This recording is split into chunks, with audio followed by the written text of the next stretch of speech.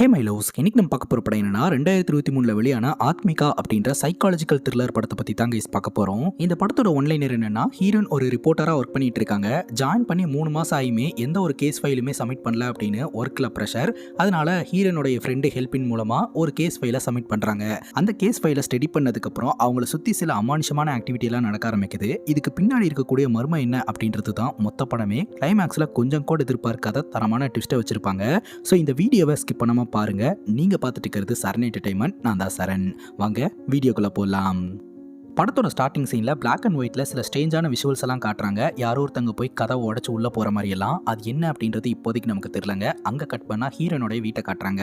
ஹீரோனுடைய அப்பா பார்த்தீங்கன்னா லேப்டாப்பில் யார் கூடயோ வீடியோ காலில் பேசிக்கிட்டு இருக்கிறாருங்க. ஏதோ ஒரு மெமரி பேங்க் சம்மந்தப்பட்ட விஷயமா பேசிக்கிட்டு இருக்கிறாரு. அப்போ நம்ம ஹீரோயின் ரெடியாகி கீழே இறங்கி வராங்க. ஹீரோனுடைய பேர் அஸ்வினி. ஒரு நியூஸ் ரிப்போர்ட்டராக இருந்துட்டு இருக்காங்க. காலையில் ரெடியாகி ஒர்க்குக்கு டைம் ஆயிடுச்சுப்பா, கிளம்புறேன் அப்படின்னு சொல்லும்போது, சாப்பிட்டியாமா, டேப்லெட்லாம் கரெக்டாக சாப்பிட்டியா அப்படின்னு சொல்லி கேட்க, ரொம்ப தான் அக்கறையாக விசாரிக்கிறீங்கப்பா, நான் கிளம்புறேன் அப்படின்னு சொல்லிட்டு ஹீரோயின் வீட்டை விட்டு வெளியே வராங்க. ஹீரோனை பிக்கப் பண்றதுக்காக ஹீரோ வந்திருக்காருங்க. ஹீரோடைய பேரு கார்த்திக். ரெண்டு பேருமே ஒரே நியூஸ் கம்பெனில தான் ஒர்க் பண்ணிட்டு இருக்காங்க. ஹீரோ கிட்ட வந்த உடனே, என்ன கார்த்தி, இன்னைக்கு ரொம்ப அழகா இருக்க போலயே அப்படின்னு சொல்லி கேட்க, பொய் சொல்லாத, இதே ஷர்ட்ல நீ பலமுறை நான் பார்த்துருக்கல அப்படிங்கும் போது, நான் சொன்னதே நீ என்ன பதிலுக்கு அழகா இருப்பேன்னு சொல்றதுக்காக தான் அப்படின்னு சொல்லிட்டு ரெண்டு பேரும் ஒன்னா சேர்ந்து ஹாப்பியா ஒர்க் பிளேஸ்க்கு போறாங்க. என்னதான் ரெண்டு பேரும் ஒரே நியூஸ் கம்பெனில ஒர்க் பண்ணாலும் ரெண்டு பேரும் வேற வேற டிபார்ட்மெண்ட்டுங்க. இன்னைக்கு நம்ம ஹீரோனுக்கு மீட்டிங் இருக்கு. பட் காலையில லேட் ஆனதுனால லேட்டாக தான் ஆஃபீஸ்க்கு வராங்க. ஸோ அங்கே மீட்டிங் நடந்துகிட்டு இருக்கும் போதே ஹீரோயின் இடையில உள்ள போகிறாங்க. அப்போ ப்ராஜெக்ட் மேனேஜர் பார்த்தீங்கன்னா திட்டிட்டு தான் உட்கார வைக்கிறாரு. ஸோ அவர் என்ன சொல்கிறாரு அப்படின்னா, நீங்கள் எல்லோருமே ஜாயின் பண்ணி 3 மாதம் ஆகுது, இன்னும் உருப்படியாக ஒரு தீசஸ் கூட சப்மிட் பண்ணவே இல்லை. ஒரு கேஸ் எடுத்து அந்த கேஸை கம்ப்ளீட்டாக ஆய்வு செஞ்சு ப்ராப்பராக ஒரு தீசஸை சப்மிட் பண்ணுங்க அப்படின்னு சொல்லிட்டு ப்ரெஷர் போட்டுக்கிட்டு இருக்கிறாங்க. எல்லோரும் ஓகே அப்படின்னு சொல்லிட்டு கிளம்ப, அப்போ இந்த ப்ராஜெக்ட் மேனேஜர் நம்ம ஹீரோனை மட்டும் பர்டிகுலராக திட்டுறாரு.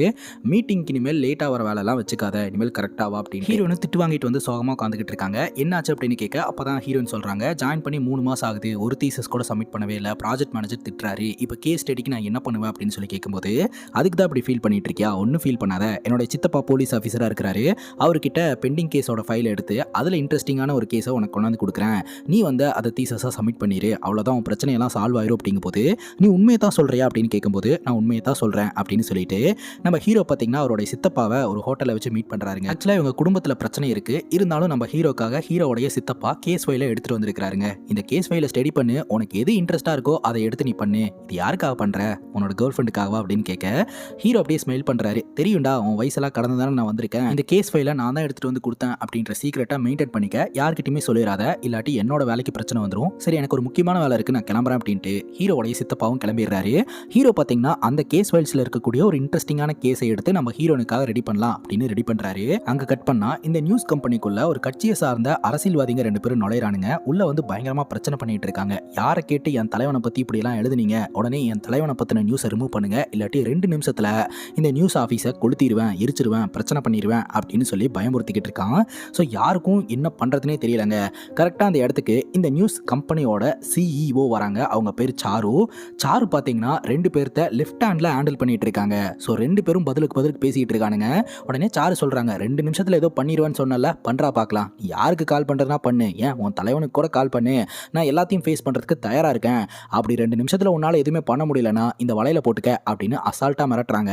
உடனே இவனுக்கு 2 பேரும் அவன் தலைவனுக்கு ஃபோனை போட்டா, அந்த லேடியை பற்றி உனக்கு தெரியாதுடா, நீ பிரச்சனை பண்ண அப்படின்னா அதையே நியூஸாக போடும், சைலண்டாக வந்துருங்க அப்படின்னு சொல்ல, இன்னும் 1 நிமிஷம் டைம் தரேன், இந்த இடத்த காலி பண்ணிட்டு போயிரு அப்படின்னு சாரு மிரட்ட, உடனடியாக அவனுக்கு 2 பேரும் அந்த இடத்துலேருந்து கிளம்பிடுறானுங்க. ஸோ சாரு அப்படின்ற ஒரு ரக்குடான கேர்ள் தான் பார்த்தீங்கன்னா இந்த ஒரு கம்பெனியை ஹேண்டில் பண்ணிட்டு இருக்காங்க. இப்போ நம்ம ஹீரோவை காட்டுறாங்க. நைட்லாம் தூங்காமல் கொல்லாமல் இந்த தீசஸ் ரெடி பண்ணிட்டு இருக்கிறாருங்க. யாருக்காக? நம்ம ஹீரோனுக்காக. அந்த கேஸ் ஃபைலில் இருக்கக்கூடிய இன்ட்ரெஸ்டிங்கான கேஸ் எடுத்து பக்காவாக ரெடி பண்ணிட்டு இருக்கிறாரு. அடுத்த நாள் பார்த்தீங்கன்னா நம்ம ஹீரோன் இந்த தீசஸை சப்மிட் பண்ணணும். ஹீரோனோட டீமில் இருக்கக்கூடிய எல்லோருமே ஒரு கேஸை எடுத்து பக்காவாக ரெடி பண்ணி சப்மிட் பண்ணிட்டாங்க. ஆனால் ஹீரோயின் மட்டும் சப்மிட் பண்ணவே இல்லை. ஏன்னா நம்ம ஹீரோனுக்கு ஹீரோ ஹெல்ப் பண்ணுவார் அப்படின்னு சொல்லிட்டு ஹீரோயின் எதுவுமே பண்ணாமல் விட்டுட்டாங்க. ஆனால் இன்னும் ஹீரோ ஆஃபீஸ்க்கு வந்து சேரவே இல்லை. ஹீரோயின் அப்படியே பயத்தோட உச்சகட்டத்திலே இருக்கிற கடைசி நேரத்தில் தான் நம்ம ஹீரோ அந்த இடத்துக்கு வராரு. இந்த அவனோட தீசஸ் ரெடி ஆயிடுச்சு அப்படின்னு சொல்ல, நல்ல வேலைடா, நீ மட்டும் வராமல் போயிருந்த அப்படின்னா நான் அவ்வளோதான், சரி இரு நான் சப்மிட் பண்ணிட்டு வந்துடுறேன் அப்படின்னு சொல்லிட்டு அதை கொண்டு போய் ப்ராஜெக்ட் மேனேஜர்கிட்ட கொடுக்க, ப்ராஜெக்ட் மேனேஜர் அப்படியே பார்த்துட்டு ஓகே அப்படின்னு சொல்லிடுறாரு. எதுவுமே சொல்லவே இல்லை. எப்போதுமே நம்ம ஹீரோனை திட்டுவார், ஆனால் இந்த வாட்டி எதுவுமே திட்டல.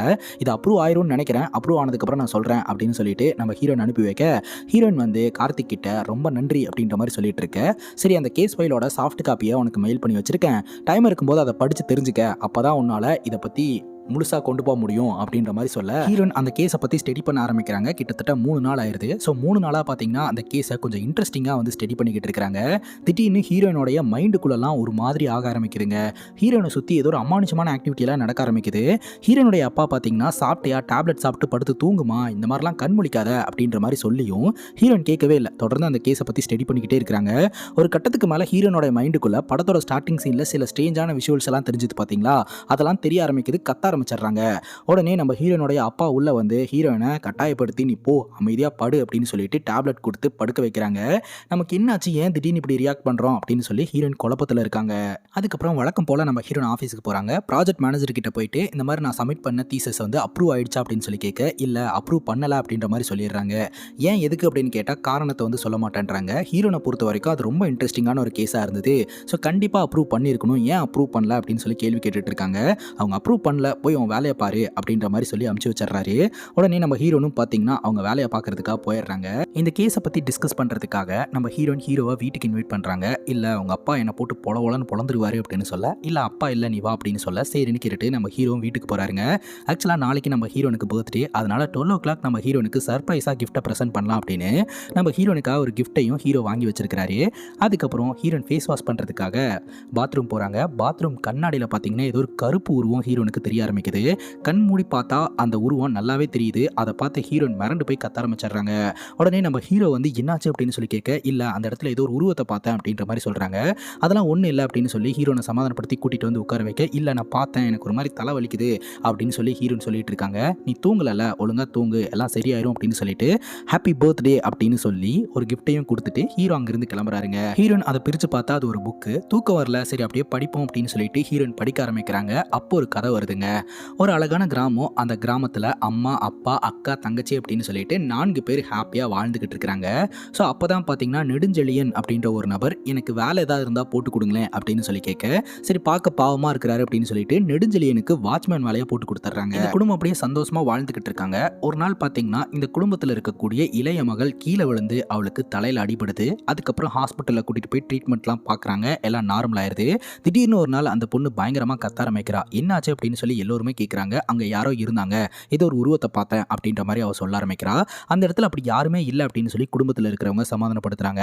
ஆனால் ராத்திரி இந்த நெடுஞ்செழியனோட நடவடிக்கை ஒன்றும் சரியில்லை, தனியாக பேசிக்கிட்டு இருக்கிற மாதிரி இருக்குது அப்படின்னு சொல்லிட்டு அதை பற்றி விசாரணை பண்ணும்போது நெடுஞ்செழியனுக்கும் இந்த ஹவுஸ் ஓனரான இந்த பொண்ணுங்களுடைய அப்பாவுக்கும் சண்டை வந்துடுதுங்க.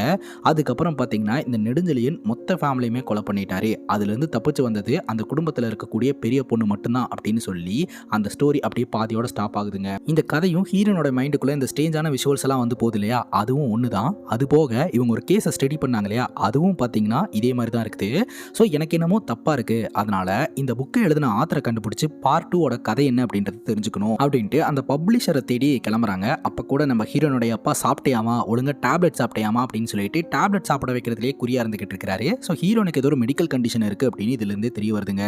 இப்போ நம்ம ஹீரோவும் பார்த்தீங்கன்னா இந்த பப்ளிஷரை மீட் பண்ணி இந்த புக்கோடைய ஆத்தர், இந்த ஆத்தரோடைய அட்ரஸ் எனக்கு வேணும் சார் அப்படின்ற மாதிரி கேட்க, ஸோ அங்கே இருக்கிறவங்க சரியாக ரெஸ்பான்ஸ் பண்ணவே மாட்டேன்றாங்க. இந்த மாதிரி அடிக்கடி யாரோ ஒருத்தர் வந்து ஆத்தரோடைய அட்ரஸ் கேட்டால் நாங்கள் என்ன பண்ணுவோம், இப்போ தான் ரொம்ப கஷ்டப்பட்டு ஒரு ஆத்தரையே கண்டுபிடிச்சோம், நீங்கள் என்ன பண்ணுறீங்க, போயிட்டு அடுத்த வாரம் வாங்க அப்படின்னு சொல்லி அமுச்சு விட்டுறாங்க.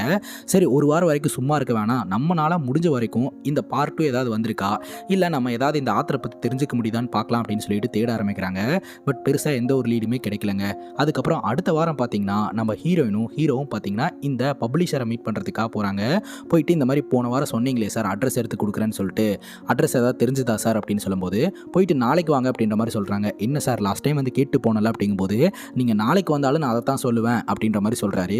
அப்போ தான் ஹீரோ புரிஞ்சுக்கிறாரு அவர் பணம் எதிர்பார்க்குறாரு அப்படின்னு சொல்லிட்டு, உடனே பணத்தை நீட்ட இதை முன்னாடியே பண்ணியிருந்தீங்கன்னா அப்போவே நான் அட்ரஸை கொடுத்துருப்பேன் அப்படின்னு சொல்லிட்டு இந்த ஆத்தரோடைய அட்ரஸை கொடுக்க, அந்த அட்ரஸை வாங்கிட்டு நம்ம ஹீரோயின் 2 பேருமே இந்த ஆத்தரை மீட் பண்ணுறதுக்காக போகிறாங்க.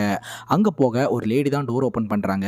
என்னாச்சு நீங்கள் யார் அப்படின்னு சொல்லி கேட்க, இந்த மாதிரி இந்த ஆத்தரை மீட் பண்ணணும் அப்படின்னு இவங்க 2 பேரும் சொல்ல, அப்போ தாங்க விஷயம் தெரிய வருது. அந்த ஆத்தர் வந்து ஒரு வாரத்துக்கு முன்னாடி தான் ஹார்ட் அட்டாக்ல இறந்து போயிருந்திருக்கிறாரு.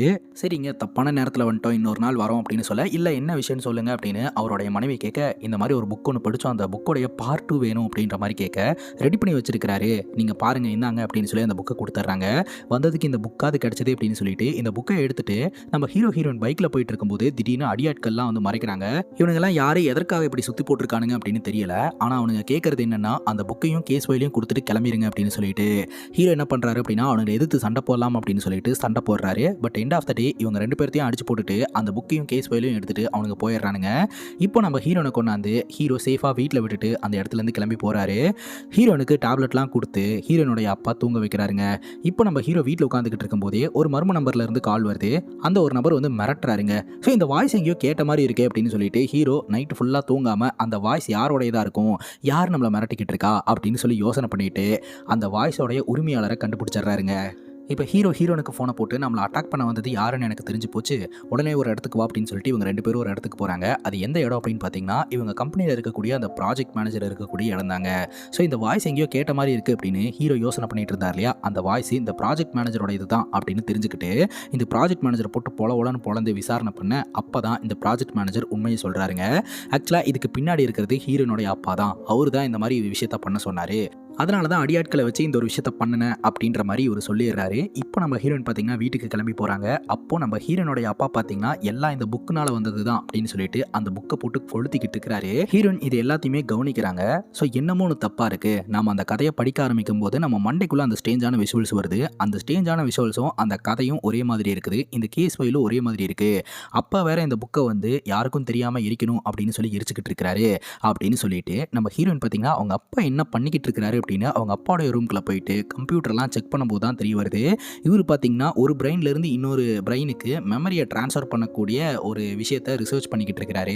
ஸோ அதுக்கான எக்யூப்மெண்ட்ஸ் எல்லாமே இருக்குது. அதில் ஹீரோனுடைய பேரும் இருக்குது. ஹீரோன் பார்த்தீங்கன்னா அந்த எக்யூப்மெண்ட்ஸ் எல்லாம் எடுத்து வச்சு நம்மளே இதை டெஸ்ட் பண்ணி பார்த்துடலாம் அப்படின்னு சொல்லிட்டு அதுலேயே பார்த்தீங்கன்னா ப்ரொசீஜர்லாம் இருக்குது. அதை பக்காவாக ஃபாலோ பண்ணி ஹீரோயின் அதை எக்ஸிக்யூட்டும் பண்ணுறாங்க. ஸோ ஹீரோனுடைய மண்டைக்குள்ளே ஏதோ கரண்ட் பாஸ் ஆகிற மாதிரி நம்ம கிட்ட காட்டுறாங்க. ஒரு கட்டத்துக்கு மேலே அது ஒர்க் ஆகலை, ஏதோ ஒரு எரர் வந்திருக்கு. உடனே ஹீரோன் அதை சரி பண்ண பார்க்குறாங்க, சரி பண்ண முடியல. ஸோ பாதி ப்ரோக்ராம் வந்து ரன் ஆயிருக்கு. அதுக்கப்புறம் நம்ம ஹீரோன் ஒரு மாதிரி விசித்திரமாக பிஹேவ் பண்ண ஆரம்பிக்கிறாங்க. என்ன நடக்குதுன்னு ஒன்றுமே புரியலங்க. கொஞ்ச நேரத்திலேயே ஹீரோனுடைய அப்பா வந்து என்ன நடக்குது அப்படின்னு பார்க்கறதுக்காக போகிறாரு. ஹீரோன் பார்த்தீங்கன்னா ஒரு மாதிரி பேய் மாதிரி உட்காந்துக்கிட்டு இருக்காங்க.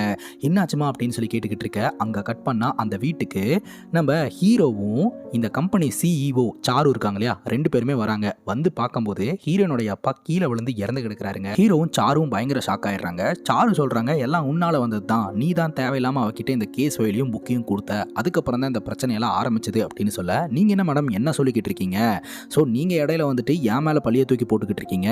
இப்போது நம்ம ஹீரோன் எங்கே அப்படின்னு சொல்லிட்டு வீடு முழுக்க தேடுறாங்க. ஹீரோனை காணோம். ஆக்சுவலாக ஹீரோனுடைய அப்பா கீழே விழுந்து இறந்து கிடக்கிறார் இல்லையா, அவரை கழுத்தில் குத்தி தான் பார்த்தீங்கன்னா ஹீரோயின் தள்ளி விட்டு இருந்திருக்கிறாங்க. அப்போ தான் சாரு ஒரு ட்விஸ்டே ரிவீல் பண்ணுறாங்க. ஆக்சுவலாக நம்ம ஹீரோயினுடைய பேர் அஸ்வினியே கிடையாது, ஆத்மிகா. ஹீரோயின் வேறு யாரும் கிடையாது, என்னுடைய தங்கச்சி தான் அப்படின்னு சொல்லிட்டு, நீங்கள் புக்கில் ஒரு கதை படிச்சிங்க இல்லையா, அந்த கதை நிஜம் கிடையாது, உண்மையான கதையை நான் சொல்கிறேன் கேளு அப்படின்னு சொல்லிட்டு நான் என் தங்கச்சி அம்மா அப்பான்னு சொல்லிட்டு ஊரில் ஹாப்பியாக வாழ்ந்துக்கிட்டு இருந்தோம். எல்லாம் நல்லபடியாக போயிட்டு இருந்தது.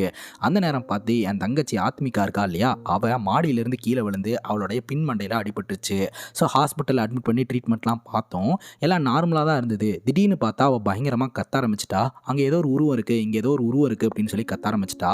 நாங்கள் எல்லோருமே பார்த்தீங்கன்னா அவளை சமாதானப்படுத்தி சரி பண்ணணும். அப்படியே நாட்கள் நகர ஆரம்பிச்சு ஹீரோனுக்கு ராஜேந்திரன் அப்படின்ற ஃபேமிலி டாக்டர் தான் வந்து ட்ரீட்மெண்ட் கொடுத்துட்டு இருந்திருக்காரு. அந்த ராஜேந்திரன் வேற யாரும் கிடையாதுங்க, பிரசன்ட்ல ஹீரோனுடைய அப்பாவா இருக்கிறார் இல்லையா, அவர் தான். ஸோ அவர் வந்து ஒரு விஷயத்தை கண்டுபிடிக்கிறாருங்க. ஹீரோனுக்கு தலையில் ஒரு வியாதி இருக்கு, ஸோ அதுக்கான ட்ரீட்மெண்ட்டை வந்து நான் வெளியூர் போயிட்டு வந்ததுக்கப்புறம் வச்சுக்கலாம், அது வரைக்கும் அவளை பத்திரமா பார்த்துக்கோங்க அப்படின்ற மாதிரி சொல்லிட்டு ஊருக்கு கிளம்பி போயிருந்திருக்கிறாருங்க. அந்த டைமில் நம்ம ஹீரோனுடைய பிஹேவியரில் சில மாற்றமெல்லாம் ஏற்பட்டு ஒரு மாதிரி ரியாக்ட் பண்ண ஆரம்பிச்சிருந்துருக்காங்க. அது எங்கே போய் முடிஞ்சிருக்கு அப்படின்னா, வீட்டில் ஆசாசையாக வளர்த்துக்கிட்டு இருக்கிற அந்த நாயை பார்த்தீங்கன்னா கத்தியால் குத்தியே கொலை பண்ணியிருந்திருக்கிறாங்க. அதை பார்த்து நம்ம சாரு மிரண்டு போயிருந்திருக்கிறாங்க. ஸோ அதுக்கப்புறம் சமாதானப்படுத்துறதுக்காக எவ்வளோ முயற்சி பண்ணியிருக்கிறாங்க. ஆனால் ஆத்மிகா என்ன பண்ணியிருக்கா அப்படின்னா, குடும்பத்தில் இருக்கக்கூடிய மொத்த பேரையும் கத்தியால் குத்தி கொலை பண்ணியிருக்கிறா. அதில் தப்பிச்சது சாரு மட்டும்தான். சாரு பார்த்தீங்கன்னா உடனடியாக ராஜேந்திரன் அப்படின்ற டாக்டருக்கு கால் பண்ணி எல்லாத்தையுமே சொல்ல, நீ பத்திரமா இருமா நான் வந்துடுறேன் அப்படின்னு சொல்லிட்டு அந்த இடத்துக்கு வந்து இப்படியோ ஊசியெல்லாம் போட்டு நம்ம ஹீரோயினை கண்ட்ரோலில் கொண்டு வந்திருக்காங்க. இப்போ அம்மா அப்பாவும் இறந்து போயிட்டாங்க, தங்கச்சியும் இந்த மாதிரி ரியாக்ட் பண்ணிட்டு இருக்கா. ஸோ போலீஸில் சொன்னோம் அப்படின்னா தங்கச்சி அரெஸ்ட் பண்ணிட்டு போயிடுவாங்க. இப்போ யாருமே இல்லாமல் நான் மட்டும் தனியாக நிற்பேன், எனக்கு தங்கச்சி வேணும், அட்லீஸ்ட் தங்கச்சியாவது நான் காப்பாற்றணும் அப்படின்ற மாதிரி டாக்டர் ராஜேந்திரன் கிட்ட சொல்ல, என்கிட்ட ஒரு வழி இருக்குமா, இங்கே நடந்த மர்டரை உங்கள் தங்கச்சி பண்ணது மாதிரி இல்லாமல் ஒரு செக்யூரிட்டி பண்ண மாதிரி நம்ம சீனை கிரியேட் பண்ணிடலாம். நீ என்ன பண்ணுறேன்னா போலீஸில் கம்ப்ளைண்ட் கொடு, எஃப்ஐஆர் ரிஜிஸ்டர் ஆகணும். ஸோ இந்த சம்பவம் நடக்கும்போது நீ இங்கே இல்லை அப்படின்ற மாதிரி எல்லாத்தையுமே ரெடி பண்ணலாம் அப்படின்னு சொல்லிட்டு அதுக்கேற்ற மாதிரி இந்த டாக்டரும் சாருவும் தான் பார்த்திங்கன்னா எவிடன்ஸ் எல்லாம் வந்து மேனிப்புலேட் பண்ணி நம்ம ஹீரோயினை காப்பாற்றி இருந்திருக்கிறாங்க. ஸோ காப்பாற்றின ஹீரோயினுக்கு மெடிசன்லாம் கொடுத்து ஹீரோயினை நார்மல் ஆக்கிறதுக்கு முயற்சி பண்ணியிருக்கிறாங்க. இப்போ அப்படியே ப்ரெசன்ட் சுச்சுவேஷன், நம்ம ஹீரோயின் இப்போ எங்கே வந்திருக்காங்க அப்படின்னா பழைய ஞாபகங்கள்லாம் வந்து அவங்க பழைய வீட்டில் இருந்தாங்க இல்லையா, ஸோ அந்த இடத்துக்கு வந்து வெறி பிடிச்சி போய் அந்த வீட்டுக்குள்ளே தெரிஞ்சுக்கிட்டு இருக்காங்க. அங்கே காவலுக்கு இருந்த போலீஸ் ஆஃபீஸரையும் பார்த்தீங்கன்னா நம்ம ஹீரோயின் கடத்தி வச்சு கொல்ல பார்த்துக்கிட்டு இருக்காங்க. ஸோ அந்த வீட்டில் தான் நம்ம ஹீரோயின் இருப்பா. ஹீரோயின் எப்படியாவது காப்பாற்றணும் அப்படின்னு சொல்லிட்டு நம்ம ஹீரோவும் சாருவும் அந்த வீட்டுக்கே வந்திருக்காங்க. சாரு என்ன சொல்கிறாங்க அப்படின்னா அந்த புக்கில் இருந்த கதையும் அந்த கேஸ் ஃபைலும் எங்களுது தான், கொஞ்சம் மேனிப்புலேட் பண்ணப்பட்டிருக்குது. ஸோ அதை அவள் படித்ததுனால அவளுக்கு பழைய விஷயங்கள்லாம் ஞாபகம் வந்துருச்சு அப்படின்ற மாதிரி சொல்கிறாங்க. எல்லாத்துக்கும் காரணம் நீ தான் அப்படின்ற மாதிரி சொல்கிறாங்க. இந்த ஒரு சுச்சுவேஷனில் ஒரு போலீஸ் ஆஃபீஸரை உள்ளே வச்சு நம்ம ஆத்மிகா கொலை பண்ணுறா. இந்த வீட்டுக்குள்ளே வந்த நம்ம ஹீரோவும் சாருவும் நிலைமை இங்கே ரொம்ப மோசமாக இருக்குது, ஃபஸ்ட்டு நம்ம உயிரை காப்பாற்றிக்கலாம், இங்கிருந்து தப்பிச்சு போயிடலாம் அப்படின்னு சொல்லிட்டு 2 பேரும் வெளியே போகிறதுக்கு முயற்சி பண்ணுறாங்க. அப்போ தான் தெரிய வருது டோர்லாம் லாக் ஆகிருக்கு, இவங்க 2 பேருமே வசமாக உள்ளே மாட்டிக்கிட்டாங்க அப்படின்னு சொல்லிட்டு. அதாவது ஹீரோயினை காப்பாற்றுறதுக்காக வந்து இவங்க 2 பேருமே ஹீரோயின் கிட்ட மாட்டிக்கிட்டாங்க. ஸோ ஹீரோயின் பார்த்தீங்கன்னா தன் நிலையை மறந்து ஒரு மாதிரி சைக்கோவாக தெரிஞ்சுக்கிட்டு இருக்காங்க. அதனால தான் சின்ன வயசில் ஹீரோயின் அவங்க அம்மா அப்பா வீட்டில் ஆசையாக வளர்த்த நாய் அப்படின்னு சொல்லி எல்லாத்தையுமே கொன்னாங்க. அதுலேருந்து தப்பிச்சது சாரு மட்டும்தான். இப்போவும் பார்த்தீங்கன்னா அந்த வெறி பிடிச்ச சைக்கோவாக மாறி வெளியே காவலுக்கு இருந்த அந்த போலீஸ் ஆஃபீஸரை போட்டு தள்ளிட்டாங்க. இப்போ இவங்க 2 பேருமே பார்த்தீங்கன்னா தப்பிச்சு ஓடுறதுக்கு முயற்சி பண்ணிக்கிட்டு இருக்காங்க. அப்போ பார்த்தீங்கன்னா நம்ம ஹீரோயின் இவங்க 2 பேர்த்தையுமே துரத்த ஆரம்பிக்கிறாங்க. ஸோ ஹீரோனுக்கு இவங்க 2 பேரும் யாருன்னு கூட தெரியலங்க. ஸோ அப்படியே தன் நிலையை மறந்து சைக்கோவா மாதிரி கொல்ல பார்க்குறாங்க. ஸோ ஃபைனலி பார்த்தீங்கன்னா நம்ம ஹீரோயின் பார்த்தீங்கன்னா சாருவை கொலை பண்ணிடுறாங்க. சாகும் தருவாயில் சாரு பார்த்தீங்கன்னா ஒரு ட்விஸ்ட்டை ரிவீல் பண்ணுறாங்க. ஆக்சுவலாக நம்ம ஹீரோனுக்கு இந்த மாதிரி ஒரு நோய் வரவே கிடையாதுங்க. இந்த நோயே பார்த்தீங்கன்னா உருவாக்கப்பட்டது. ஸோ அதை வந்து நம்ம சாரு வந்து கண்டுபிடிச்சிருந்துருக்கிறாங்க. எப்படின்னு பார்த்தீங்கன்னா ஆரம்பத்தில் நம்ம ஆத்மா கீழே விழுந்து ட்ரீட்மெண்ட் நடந்துட்டு இருந்துச்சு இல்லையா, ஸோ அந்த ரிப்போர்ட்டை அவங்களோட ஃப்ரெண்டு கிட்ட ஷேர் பண்ணியிருந்திருக்காங்க. அந்த ரிப்போர்ட்டை பார்த்துட்டு ஆக்சுவலாக இந்த மாதிரி நோய் வந்து ஆர்டிஃபிஷியலாக உருவாக்கப்பட்டிருக்கு அப்படின்றத அவங்க கண்டுபிடிச்சிருந்திருக்கிறாங்க. உடனே டாக்டர் ராஜேந்திரன் கிட்ட இது என்னது அப்படின்னு சொல்லி கேட்கும்போது அப்போ தான் டாக்டர் ராஜேந்திரன் வந்து இதுக்கு பின்னாடி கோடி ரூபாய்க்கான இன்வெஸ்ட்மெண்ட் இருக்குது, இன்வெஸ்டர்ஸ் இருக்காங்க, இந்த விஷயத்தை நீ வெளியே கொண்டு வந்துடாத அப்படின்னு சொல்ல, என் தங்கச்சி என்ன பண்ணி வச்சிருக்கீங்க அப்படின்னு சொல்லி கேட்க நான் நேரில் வரேன் அப்படின்னு சொல்லிட்டு இந்த ராஜேந்திரன் நம்ம சாருவை நேரில் மீட் பண்ணி நிறைய பணத்தை அக்கௌண்ட்டில் ட்ரான்ஸ்ஃபர் பண்ணி விட்டுருக்கிறாரு. ஆக்சுவலாக உன்னை பொறுத்த வரைக்கும் அவனோட தங்கச்சி, ஸோ எங்களை பொறுத்த வரைக்கும் அவள் வந்து ஒரு எக்ஸ்பெரிமெண்ட்டு ரிசர்ச் ஹியூமன் தான். ஸோ அவகிட்ட வச்சு நாங்கள் ரிசர்ச் பண்ண போகிறோம். எங்களோட ரிசர்ச் வந்து சக்ஸஸ்ஃபுல்லாக முடிஞ்சுது அப்படின்னா கோடி ரூபா இன்வெஸ்டர்ஸ் எல்லாம் வந்து இருக்காங்க, கோடி அதில் இன்வெஸ்ட் பண்ணுவாங்க, இதன் மூலமாக நிறையா பணம் கிடைக்கும், புரிஞ்சுக்க அப்படின்ற மாதிரி சொல்லி பேசி நம்ம சாருக்கு பணம் கொடுத்து கரெக்ட் பண்ணிட்டாருங்க. ஸோ அதனால் சாரும் பார்த்திங்கன்னா பெருசாக எதுவும் கண்டுக்கவே இல்லை. நம்ம ஆத்மிகாவை அஸ்வினியாக சேஞ்ச் பண்ணி ராஜேந்திரன் பார்த்திங்கன்னா தொடர்ந்து நம்ம அஸ்வினி கிட்ட எக்ஸ்பெரிமெண்ட் பண்ணிக்கிட்டு இருந்திருக்கிறாரு. அதாவது அஸ்வினி அப்படின்ற புது கேரக்டர்லேயே வந்து ஆத்மிகா வளர ஆரம்பிச்சிருந்துருக்கிறாங்க. ஸோ அவங்க அந்த பழைய நிலைமைக்கு போயிடக்கூடாது அப்படின்னு சொல்லிட்டு தான் அந்த டேப்லெட்டை கொடுத்து நம்ம ராஜேந்திரன் கண்ட்ரோலாக வச்சிருந்துருக்காரு. ஆக்சுவலாக இந்த ராஜேந்திரன் பார்த்திங்கன்னா ஒரு நோயை கண்டுபிடிச்சிருக்கிறாருங்க. அந்த நோயை வந்து ஆத்மிகா உடம்புல செலுத்தியிருக்கிறாரு. ஸோ அது வந்து மூளை சம்மந்தப்பட்ட நோய்ங்க. ஸோ அந்த நோயை பார்த்திங்கன்னா மற்ற எல்லோருக்குமே பரப்பி விடுவாங்க. ஸோ அதுக்கான மருந்தும் பார்த்திங்கன்னா இவங்க கிட்ட மட்டும்தான் இருக்கும். ஸோ ஒன்ஸ் இந்த நோய் பரவுனதுக்கப்புறம் ஸோ எல்லோரும் மருந்தை தேடி அலைவாங்க. ஸோ டிமாண்ட் அதிகரிக்கும். அந்த டைமில் இவங்களுடைய மருந்தை அளவுக்கு அதிகமான விலையை வச்சு விற்க ஆரம்பிப்பாங்க. ஸோ அதுக்கு வந்து பர்மனன்ட் சொல்யூஷன் ஒன்று கிடையாது. இந்த டேப்லெட்டை அவங்க சாகிற வரைக்கும் சாப்பிட்டுக்கிட்டே இருக்கணும். ஸோ இவங்களுக்கு ஒரு பக்கம் வருமானம் வந்துக்கிட்டே இருக்கும். ஸோ அதுக்காக தான் போட்ட திட்டம் இது. ஒரே ஒரு நல்ல விஷயம் என்ன அப்படின்னா இது வரைக்கும் இவங்க இந்த நோயை பரப்பவே இல்லை, இன்னும் டெஸ்டிங்லேயே தான் இருந்திருக்குது. ஸோ பக்காவாக ஒர்க் ஆனதுக்கப்புறம் இவங்க வந்து இதை வந்து மார்க்கெட்டுக்கு கொண்டு வரலாம் அப்படின்னு சொல்லி பிளான் பண்ணியிருந்திருக்காங்க. இதைத்தான் வந்து படத்தோட ஸ்டார்டிங் சீனில் இந்த மெமரி பேங்கை பற்றி ஏதோ லேப்டாப்பில் யாரு கூடயோ வீடியோ காலில் பேசிக்கிட்டு இருந்தார் அப்படின்னு சொல்லியிருந்தேன் இல்லையா, அதுதான் கைஸ். ஆனால் இப்போது நம்ம ஹீரோனே பார்த்தீங்கன்னா ராஜேந்திரனை போட்டு தள்ளிட்டு அடுத்து நம்ம ஹீரோனுடைய அக்காவையும் போட்டு தள்ளிடுறாங்க. இப்போ ஹீரோவையும் போட்டு தள்ளான்னு வரும்போது ஹீரோ பார்த்தீங்கன்னா ஹீரோனை அட்டாக் பண்ணிவிட்டு ரொம்ப ஃபீல் பண்ணுறாரு. நான் அந்த புக்கையும் அந்த ரிப்போர்ட்டையும் கொடுக்காமல் இருந்திருந்தேன்னா நீ அஸ்வினியாவே என் கூட இருந்திருப்பல்ல, ஸோ நான் தான் பெரிய தப்பு பண்ணிட்டேன் அப்படின்னு சொல்லிட்டு அழுதுகிட்டே வெளியே வராரு. பட் எண்ட் ஆஃப் த டே இந்த நோயை வந்து பரப்பாமல் ஹீரோ தடுத்துருக்கிறாரு, தெரிஞ்சோ தெரியாமலோ. இதோட இந்த படம் முடியுதுங்க. ஸோ இதே மாதிரி வேறு ஏதாவது படத்தை பற்றி பேசணும் அப்படின்னு நினச்சிங்கன்னா படத்தோடைய பேரை கமெண்ட் செக்ஷனில் சொல்லுங்கள். அண்ட் இதே மாதிரி வேறு ஒரு நல்ல வீடியோவில் வந்து சந்திக்கிறேன். Love you guys, take care and cheers.